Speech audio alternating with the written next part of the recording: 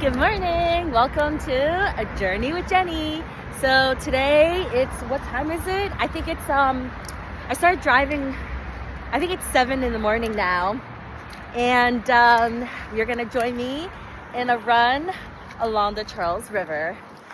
So I don't even know how I want to do this video. I think I'm just gonna go ahead and post it up. I'm gonna be doing a bunch of these. So they've improved this bridge. Let's see.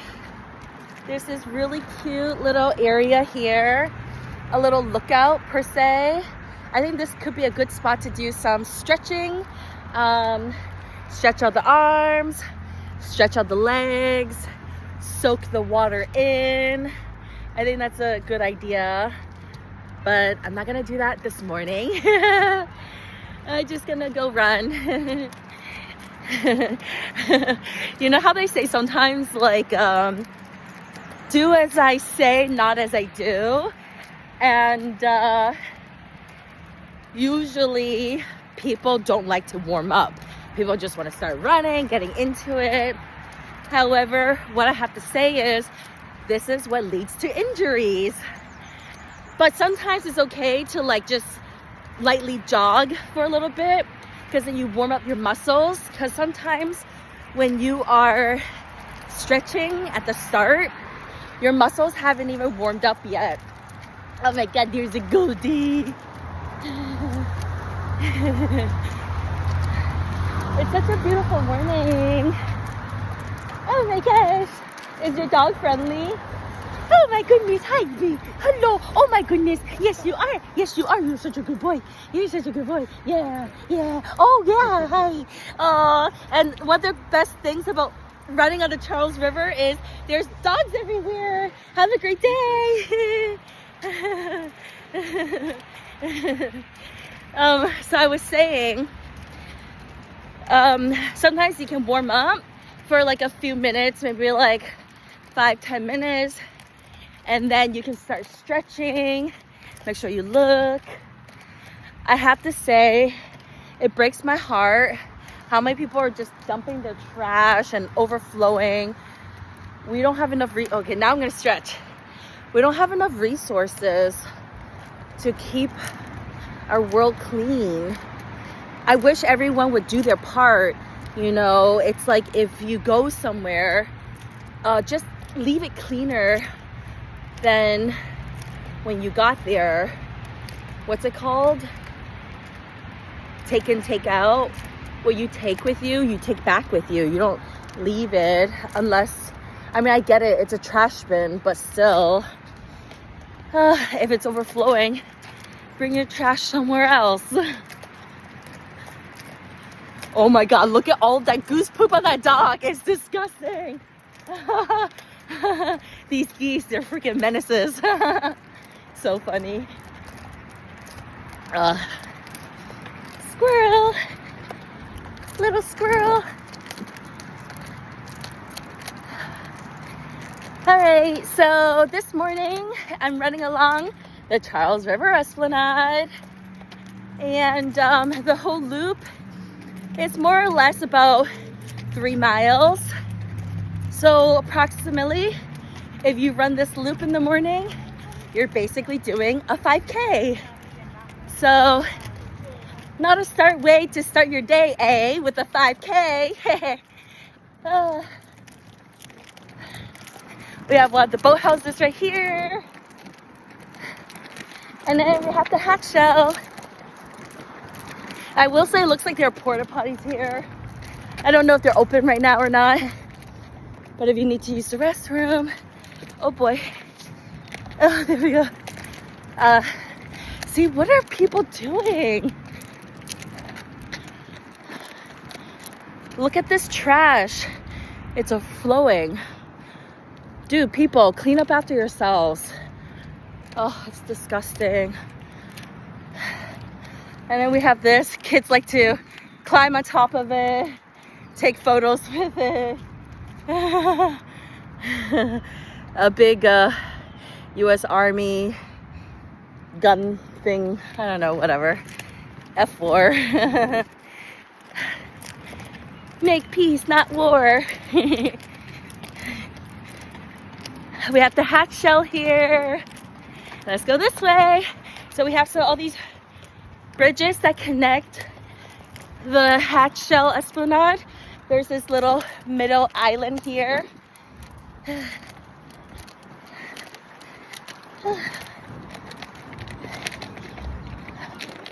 Oh, look at these cherry blossoms. They're almost dying. You can see all the blossoms on the floor. Oh.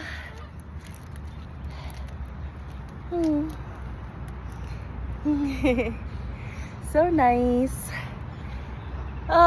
So do some stretching. I'm warming up a little bit. I don't know if I'll be able to wear this sweater the whole time. It was kind of chilly in the morning, but now it's kind of like warm. Look, there's a nest right there. I don't know what birds it's for, but there's a giant nest there. Oh, look at this pretty tree. Cherry blossoms. I love that there are cherry blossoms in DC, in Philly, in New York, in Boston. Goes up to Toronto too. So every spring there are cherry blossom areas that you can view. And I don't know the history of this, but at least in DC, I think that those trees were gifted from Japan because the sakura, the cherry blossoms, don't quote me on this, but my belief is that they originated from Japan. So they were a gift from Japan to the US as a, I don't know, maybe a token of peace. Yeah. All right, so this, areas like this is where it's good to walk a little bit, cool down from your warm up. As I mentioned, do some stretches. So the cool thing is we do have this, look at the pretty birds singing. Also, we have this giant head. This is Arthur Fiedler. Yes, he was a musician. And there is some stuff here named after him. But okay, so what I want to say is right here, you can jog onto the dock, and this dock is a perfect place for you to do your yoga stretches. So this is one of the biggest docks on the Esplanade here. Basically, I don't know if they have them here, but if you check out the summer listings, they actually have free yoga at the hatch shell over there. So I think I saw the other day they actually had like bachata on the dock. Everything's wet right now, so unfortunately I don't want to put my phone down, but this is where I would ideally say you start stretching. My warm-up is done now and it's time to get into more like hardcore mode. So this is when I'll have to do a future video. Do your stretches, make sure that you're warmed up, as you don't want to be running cold. When you run cold, that's exactly when you start to get into the possibilities of injury. So switch sides, make sure you're stretching. Oh no, don't get wet. Stretching both sides. So just count to like 10 or 20 or whatever. Make sure you stretch your legs, make sure you stretch your arms, your hamstrings. A good trick is that when you're running, you can actually do butt kicks. So when you're running, do some butt kicks, and then that way you can, let me do it. Can you see? Oh, I can't. I'm gonna have to do another video where I'm putting my phone down and it's stationary. Let me see if I can just put it down for a second. Look, some geese. So funny. Oh, everything's so wet here right now. I want to put my phone down, but it just rained. Look at these benches, they're all wet. All right. Look at these geese. All right, let me see if I could just put this down for a second. Okay, that's fine. All right. Okay, so basically, I haven't really stretched, but I'm also not gonna run that intensely. This is just like a warm-up jog. It's gonna take forever and ever. But in any case, it's all good. And I tie up my sweater because it's actually a lot warmer. I'll probably take off my shirt at a certain point while running too, because this is my heat tech like snowboarding shirt, and actually it's too warm, so I'm like sweating and then retaining all the heat inside of my body, which is not what I want. So when you're running in the spring, you want the right clothing. So some cool tech is better, something that's breathable. This is whatever. All right, so here's the Charles River, and if you know the song Love That Dirty Water, oh, look at that dog run over there, you see it? Yeah, you go, puppy. All right. Okay, also the thing that sucks is that it rained, so everything is a little bit muddy-ish, and I don't like to run on the cement because cement pounding is hard on the joints. It's painful when you're repeating tens and hundreds and thousands of steps onto the pavement. You're basically pounding your knees, your ankles, all your joints. Bam, bam, bam, bam, bam. So the thing is, you want to make sure as much as possible. Oh, look how pretty. Oh, all these pretty pink and purple flowers. This pretty, what are these trees called? I'm not sure, but they are pretty. All right, so you don't want to be running on pavement. Ideally, you're going to be going on grass. So hop onto the grass when you can. I know maybe it's gonna be muddy, it's gonna be dirty, whatever. But you're gonna protect your joints much, much better this way. Oh wait, let me show you guys the Boston skyline. So one of the best reasons for running along the Charles is you have a beautiful view of the Boston skyline. So over here,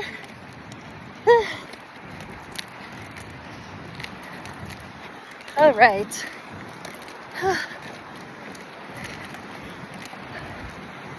Here we go. We have the John Hancock building. If it's still true, which I think it is, this is the tallest building here in Boston. We have Mr. Geese. Hi, Mr. Geese. And over there, we have the Prudential building tower. These are office buildings. The Prudential has like stores in it, a food court, a mall, a little butterfly. And what you fishing? Interesting. So yeah, we have these pretty water fountain features here, and then I'll show you guys later. But over there we have MIT, Cambridge. This side we have Boston. We have downtown further that way. We have Copley Prudential, where the Boston Marathon ends.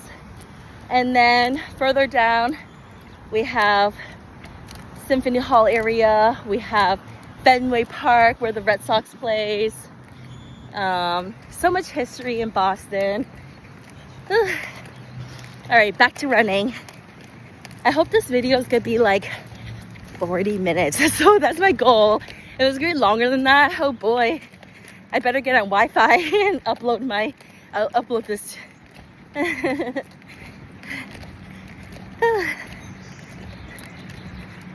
Oh, all the pretty birds singing. I just realized I'm not even playing any music today. Usually I have some background music on. Maybe I was meant to, oh yeah. So this is my favorite part of the Esplanade.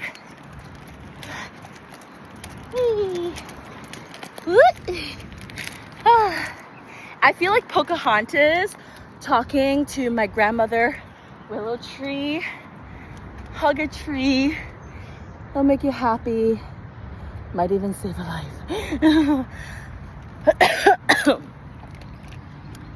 It's so pretty, and I love how it's just so delicate, and then when it's windy it just sways, and then you see the water. It's so pretty. I'm so hot. I think I might have to take this off. I'm struggling. All right, I think what I'm gonna do is take a really quick mini stretch right here. How will I do this? Let's see. All right. Okay. So, yeah, it's hot. All right. So let's do like a quick. Honestly, even like a minute stretch is better than nothing. So, basically, rotate your arms, rotate your neck. You want to stretch out one arm while you shake out your legs, and then, or not shake them out, actually it's better to like, so basically I like to like do this, multitask, stretch out your arms while you stretch out your legs. Make sure you do it on both sides, lunges, and then also quads. Hold it. Reach out to a partner or hold a tree or a bench or something. The other side. There we go. Gain your balance. You're gonna feel this right here. So I'll probably do a video with some stretches later on. That feels so good. And as I mentioned, look, here's my heat tech from Uniqlo. So this is not the right kind of shirt that I was meaning to be wearing this morning, but it felt cold earlier. So all right, now we go. We have another cherry blossom tree here. They're dead. So the other day they were totally alive, but now they've died. So that's a lesson in life that nature gives us. Life is fleeting, and beauty, like the cherry blossoms, they bloom at the right time and then they fade. Whereas other trees, other plants, they can stay for a long time, for a long season, and they're enduring. If you think about evergreen trees and you think about other plants in nature, there's a season and a reason for everything. There are perennials, there are annuals. Also, beware of the branches. When you're running through woody areas, you want to make sure that you're watching where you're going so you don't trip. So you don't trip and injure yourself. These geese are honking. These geese are like, hey guys, I'm trying to cross the road. So when geese are vocal like this, they're trying to tell you something.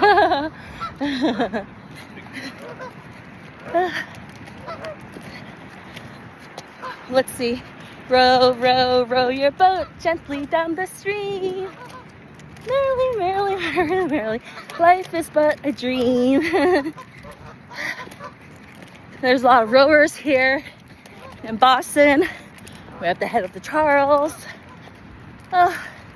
Sometimes when you're done, you just lay down and relax. This is a really fun tree to climb on, to sit on.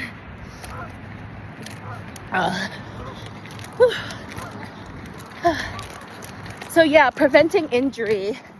If you're going to be running a marathon, you don't want to get injured, because an injury literally right before the race means you've trained all these months for naught.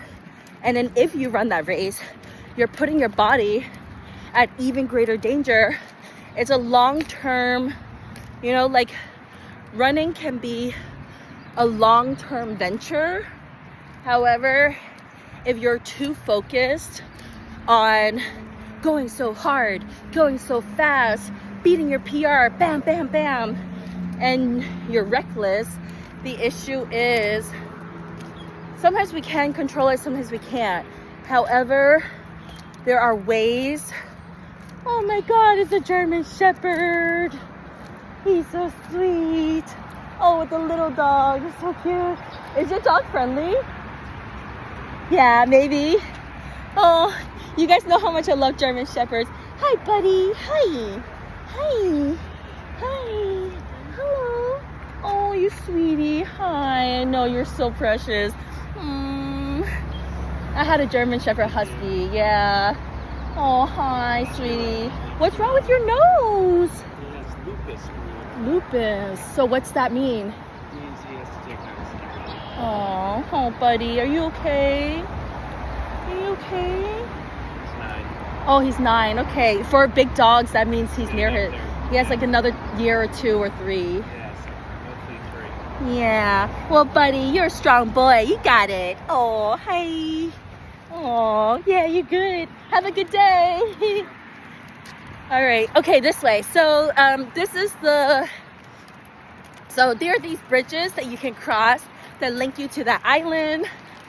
And then this is the area that's connected to the Charles River, to the Storrow Drive.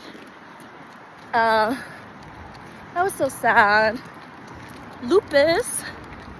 I don't know. I don't know about diseases that much. That's the thing. To grow old, to die, it's a natural part of life. The only constants in life are birth,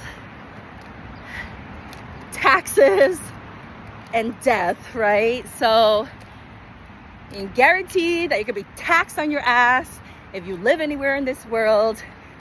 I think there are places where maybe that's not true. I need to look into it, because I heard Denmark is the happiest country in the world, and it's because they have an amazing healthcare system, they have a good education system, people care about one another.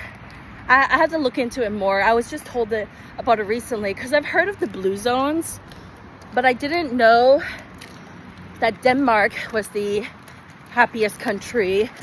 And the thing is, I thought I remember hearing something about either like Norway or Sweden or one of those like countries that are more north and colder. I thought I heard that they have one of the highest depression rates because they're so isolated and so far.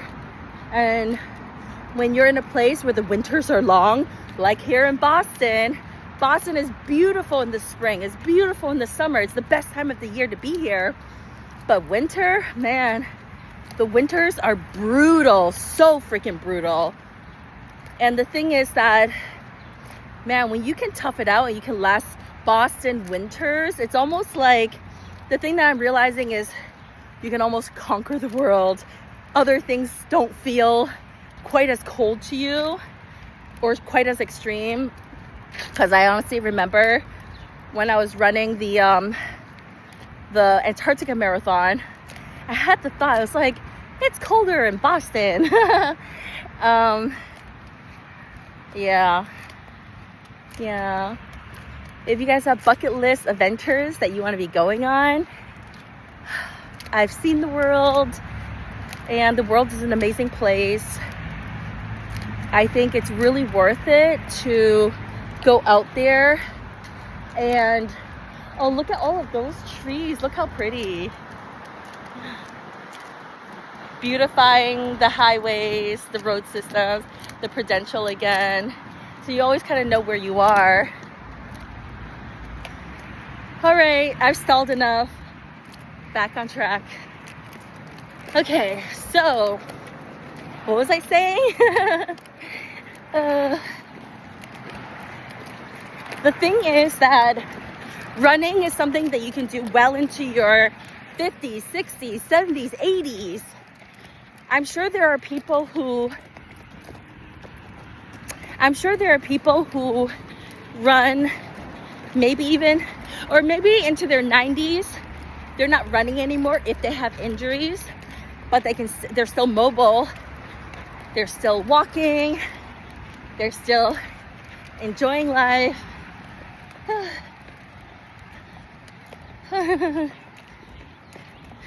Good morning. Hey. All right, we're about to cross the bridge. So if you're curious to learn more about the Esplanade, here's a whole map about the Charles River Esplanade with all the points of what we're running around. And now we're about to cross the, I thought so. It's called the Harvard Bridge on Mass Ave. So I call it the Mass Ave Bridge, and sometimes I'm like, oh, it's the Harvard Bridge. But I'm like, wait a second, it's going into MIT, not Harvard. But anyways, this is, you have to be careful though, because besides walker and pedestrians, often there are bikers on this path. And even though you're supposed to get off your bike and walk it, often people just ride down. So you just want to be careful. Oh my God, I gotta walk up it. I'm out of shape. I haven't been, this is probably my second or third run of the season. So again, this is what I say. Don't push yourself harder or further than you need to. Listen to your body. I think most of the injuries that happen in life is when, thank you for walking. I think most of the issues that happen in life is because we're pushing ourselves too hard. That's an issue. When you're not trusting and listening to what your body is saying. So for example, you're like, ooh, that right knee hurts. That right knee hurts. That right knee hurts. And instead of stopping and addressing the issue with your right knee, you're like, oh, never mind. It's probably just in my head. And you go running, and then you go running, and you go play tennis, and you keep running. Then you go snowboarding, then you play volleyball. All of a sudden, bam, you betcha that right knee is gonna tear, and you're gonna need an ACL replacement, and it's gonna be painful, and you're gonna be out for months and months and months. So the moral of this story is, don't get there. Don't get to the point where you need surgery. Don't get to the point where you've torn a ligament or sprained an ankle or twisted something, because your body is not a machine. You can't keep pounding and pounding and pounding and pounding and expecting that it's not going to eventually hit you. Look, sicko. So that's the Harvard, the Fenway Park is over there. So the Red Sox. Oh my God, that doggy is so cute.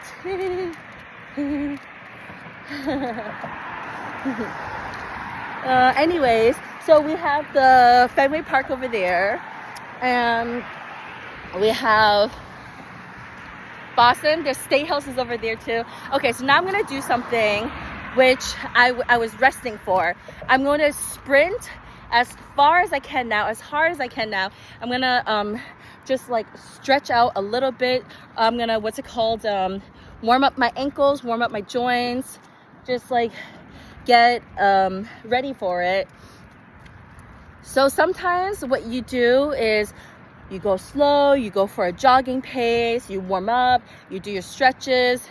And when you're warmed up enough, because you don't want to do this cold, you never want to just sprint cold. You want to sprint after you have warmed up for some bit. And I don't know what the proper term for it is, but you're like breaking through the next wall basically. So you get to a point where you've warmed up now for like 10-20 minutes, and then you try to burst as fast as you can, because then that shows you what you are capable of. So now I'm at, all right, and then there's these measurements. So I'm at 130 smooth. I'm just gonna go for it. Okay. 140, 150 smooth, 160, 170, 180, halfway to whatever. 190. Oh, and I feel like I'm going so slow. 200. Whew. Okay. Honestly, that's good for now. 210. Now, I walk it out. I'm letting. So I basically brought my heart rate all the way up here. I didn't push myself to the max because I'm holding my phone, talking to you guys.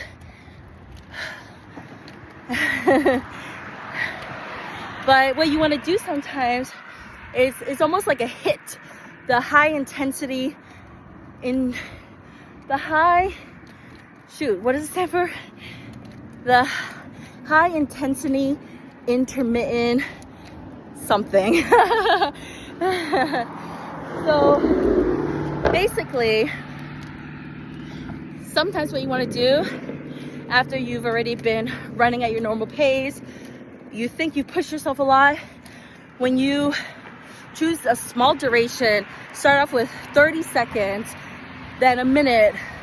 You know, you don't want it to last more than 2 minutes, 3 minutes, maybe 5 minutes max, right? But if you go all out for a short period of time, you push yourself, you realize, oh shoot, if I go as fast as I can actually go at this rate. So let's just say, for example, let's just pretend hypothetically you are running, jogging at 10 minutes per mile, okay? So if it takes you 10 minutes to run 1 mile, then it will hypothetically take you 20 minutes to run 2 miles and 30 minutes to run 3 miles. All right, 40 minutes to run 4 miles, 50 minutes to run 5 miles. So let's say for a 5 mile, or actually hold on, let's do this, let's go back. I meant to stop at 3 miles. So 3 miles is basically a 5K, and a 5K is the most typical starter walk run. So in the beginning, what I highly suggest to anyone who wants to get into running is you start off by if there's anybody who wants to get into running but is not a runner and wants to run a marathon but hasn't even done a 5K, you know, there's all these people with this what's the tagline, couch potato to I don't know what, but anyways, from couch potato to marathon runner. So the thing is, what you want to do, start off small, something that's more realistic. You want to break it up into achievable goals. So in the beginning, you don't try to run a 5K. No, you walk a 5K. Maybe you even sign up for a fundraiser. So back in the day in high school, I actually used to walk for hunger, 20 miles all around Boston. It's a fantastic way to see Boston, how beautiful it is. It actually passes through my part of the hood well, it's not exactly, but it passes through like Watertown Arsenal area, which is amazing now. But in any case, what you want to do is, you don't have to, the walk for hunger is 20 miles, and people were pledging to contribute money to the cause of ending hunger. Every single mile I ran, people would give a certain amount. So you're highly motivated to finish. Look, MIT. You're highly motivated to finish the walk. But if you can't finish the walk and you can only walk halfway, there are buses at the halfway point where you can take the bus, head back to Boston. So you don't even have to finish the whole event. Oh, look, all these puddles. So obviously when there are puddles, you don't want to run in that. But I have the grass. I run on grass. All right. Dang, I'm thirsty now. All right, so you start off with a 5K. So basically, there's like, I've seen that there's all these fun runs now. Hopi, or they have like the color run, right? A 5K color run. Or there's the bubble run, 5K bubble run. So you can do fun ones with your friends where you're just having fun. It's not serious.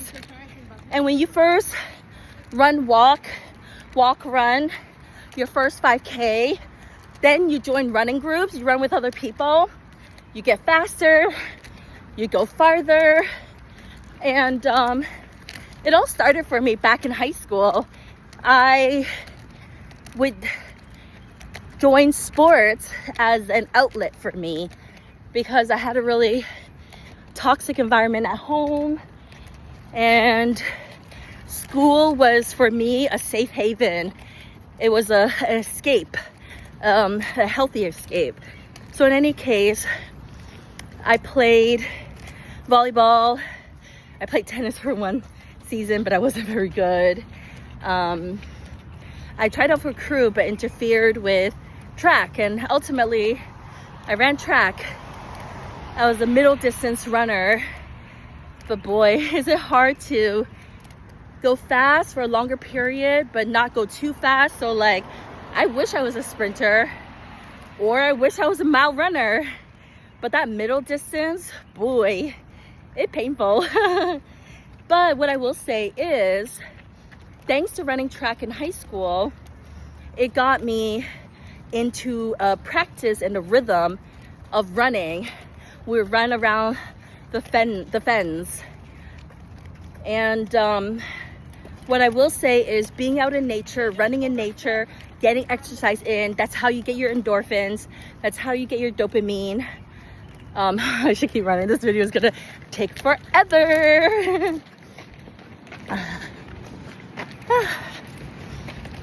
So now we have Memorial Drive. So on the other side of the river, we have Storrow Drive. And this side, we have Memorial Drive. The cool thing about Memorial Drive is further down, closer to like Watertown. For a period in the summer, they close off Memorial Park to cars, and they block off the roads, and they open it for bikers and runners and people to walk their dogs, and it's really great. So if you have a car-free area, it really helps to improve happiness, decrease stress. Because I will say, one thing that's so true about Boston, we honk more than anywhere. I don't honk usually or ever, but in just 1 week here, honk, honk, honk. So, you know, everything's different, right? Boston people, we're impatient. We're like, hey, hurry up, hurry up, hurry up. We're all about efficiency and speed. The light turns green. Hey, it hasn't been 3 seconds. Go, go, go, go, go, go. So I will say, personally, to me, I kind of think that's an issue. Sometimes we need to just slow down, collectively take a deep breath. So go ahead and take a deep breath with me. All right.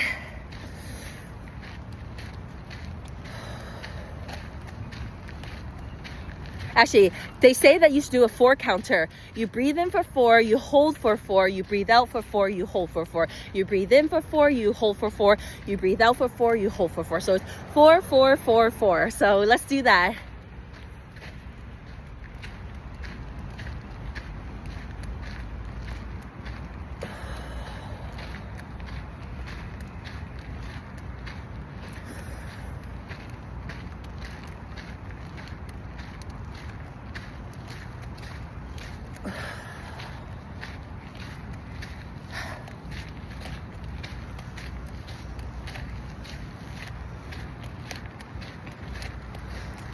Look, homelessness is a real issue, but most homeless people, it's not really necessarily by choice, and not all homeless people are bad people or menaces. Sometimes they just have really bad luck. And the thing is that this society, sometimes I feel like people don't really care about people. Most people only care about themselves. And you know, when we're going through hard times, of course it's going to be really, really hard to have the capacity to be there for others. And the thing is that when we lose compassion, when we're so blinded to the struggles of the world, to people, when we actively don't participate in things like voting where it matters, because every vote counts. And unfortunately, the people who are speaking up the loudest, they're not always doing things in your best interest, even though they're making it sound like they are. So I think the issue is other people whose voices are not being heard. Often they're struggling, and they're just trying to advocate for people who do need more support, and they're not being heard.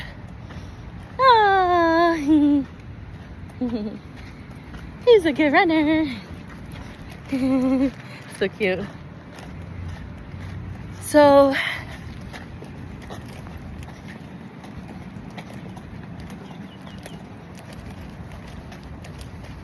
I just am so tired of having to bite my tongue and stay quiet in spaces where I can clearly see that only one voice is heard. And that voice is so loud, is so rude, is so degrading to other people. And it's like, it's really, really hard to reconcile sometimes that is the voice that's oh my God. Oh.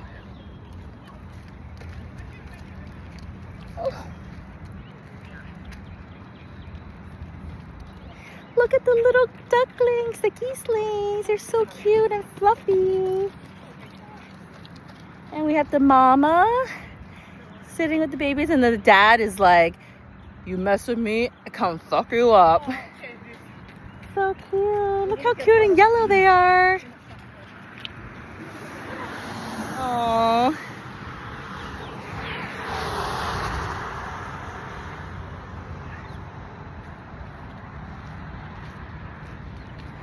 So adorables. All right. Perfect.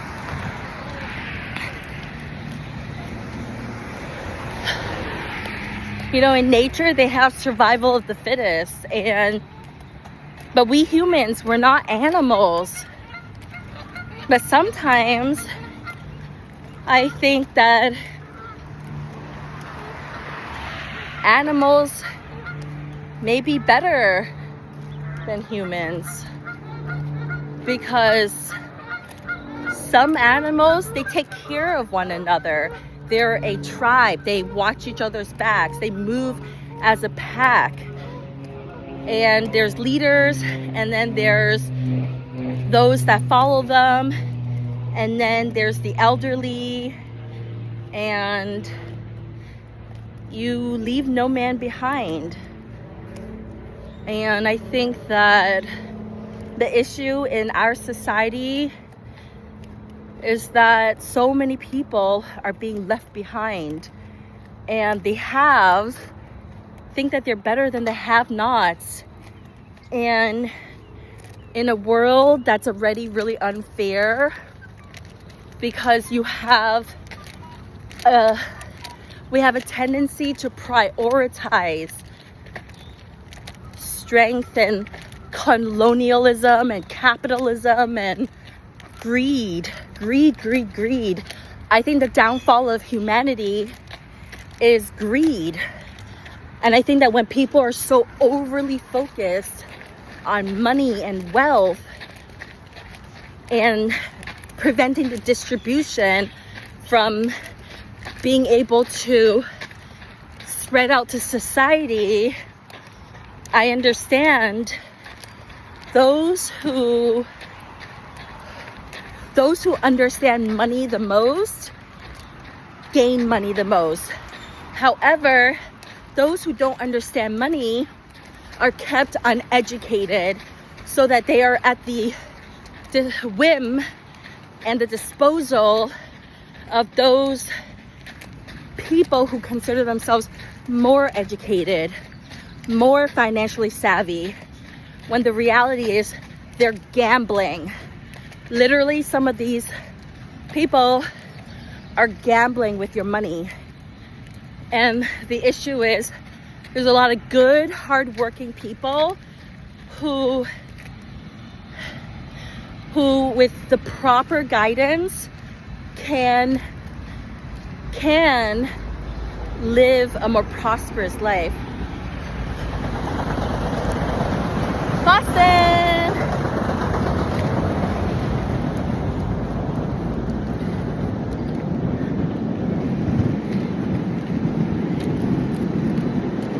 The issue is there's a lot of really good people out there who want to do good, be good. And my experience is that when you are a do-gooder in our society, often there's like 3 different things that I've been noticing. It's like, 1, you don't feel appreciated for it. So then you realize, why am I bothering helping somebody who's not helping themselves? And then you don't want to help anymore. So I don't know what that's called, but I think there's a lot of caretaker stress. There's a lot of, like, what's it called? Like nonprofit service burnout.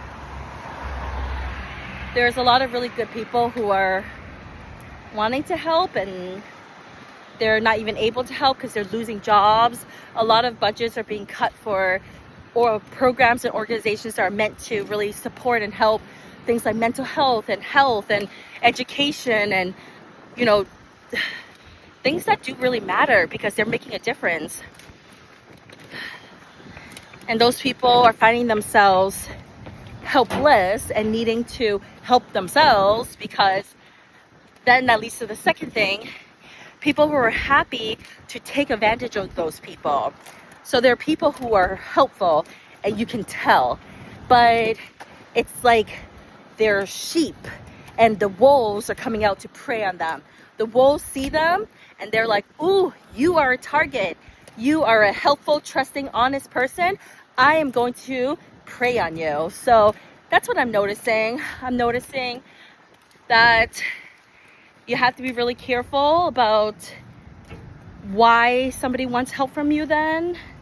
And I can understand that, like, there's a difference between somebody who is like situationally needing help and it's a temporary thing, versus it's like a ongoing pandemic, more or less, because it's like this is the story of their lives and they will never help themselves, so they keep finding people to prey on in order to, like, I don't know how to word it, but it's the way that they have learned they needed to survive, so then they keep like finding people for that. So, and then the last thing is a lot of them are killing themselves. So some of the best people I have ever known. So I think about Anthony Bourdain, Robin Williams, and I didn't know them, but I just meant they are the famous examples. Kate Spade.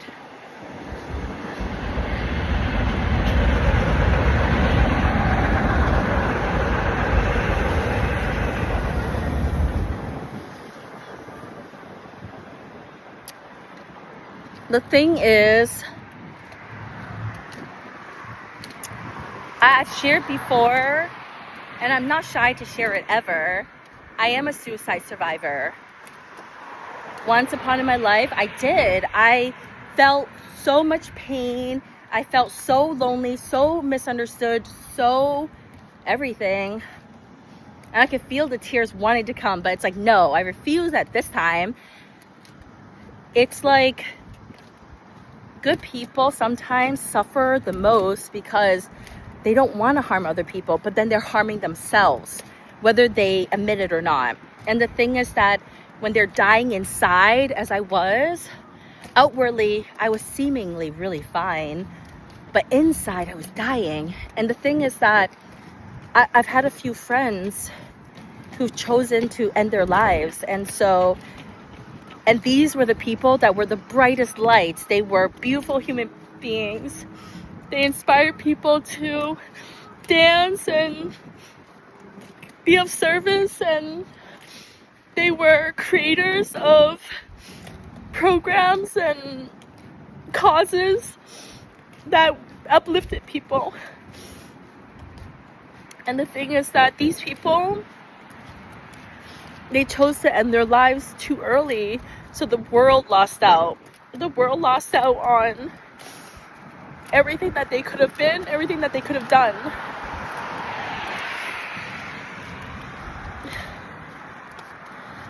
So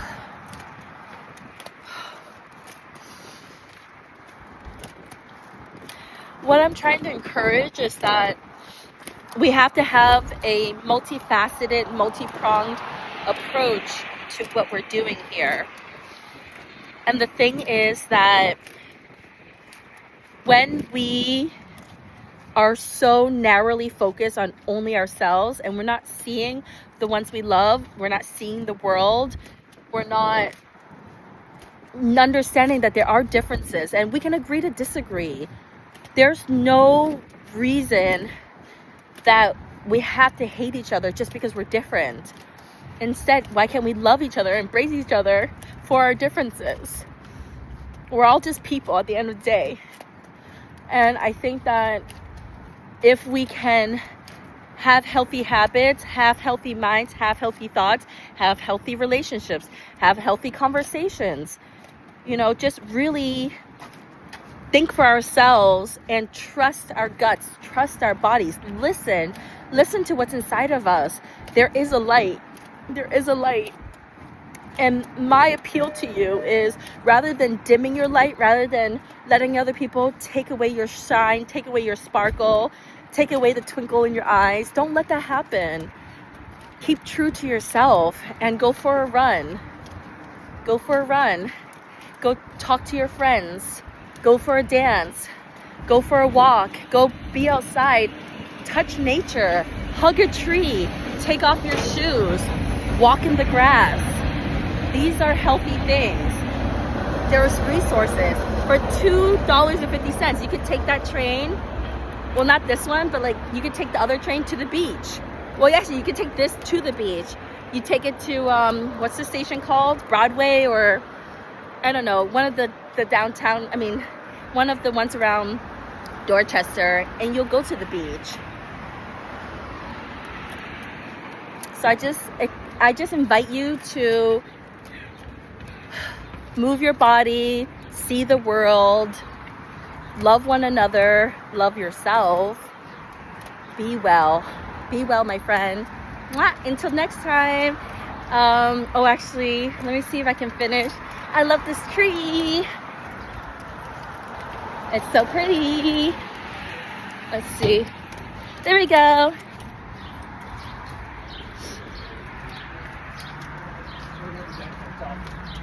All right. Hope you enjoy A Journey with Jenney. Bye.